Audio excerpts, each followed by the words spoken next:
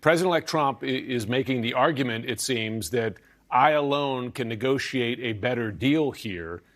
Is there a way to negotiate out of this so that TikTok is no longer a threat, but that Americans keep access to it, short of requiring China to divest its ownership?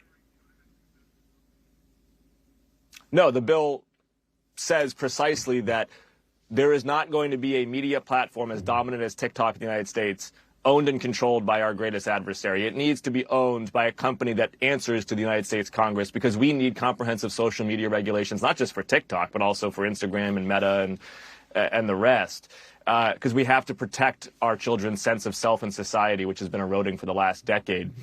What Trump is saying, Jim, about he alone can negotiate a better deal just doesn't pass the common sense test. If you were negotiating with somebody, why would you remove the greatest leverage that you have over them to accede to your position? I mean, the impending ban is the leverage that any deal maker would need to get a better deal for the American people.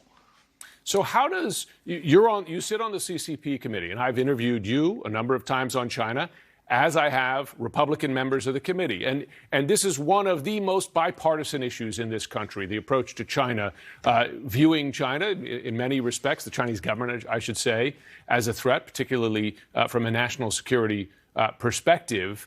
How would Congress respond, which has passed this law, if the Supreme Court were to grant this stay? And in effect saying, that law you passed, forget about it for now. How would you react to that? And how would your Republican fellow members of the committee react? I think it would be important for Congress to issue a resolution stating that we stand by the original law. And then if he tried to issue an executive order that undermined the effectuation of the law, that Congress would override that, as we have the right to do.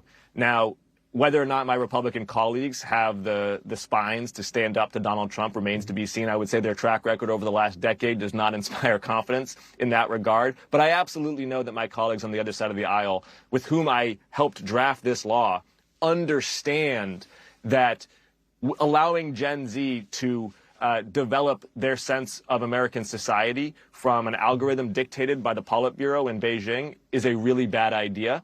And Donald Trump himself understood that, and the fact that he's changing his mind now makes me think that his inner circle has been bought and paid for by the TikTok lobby.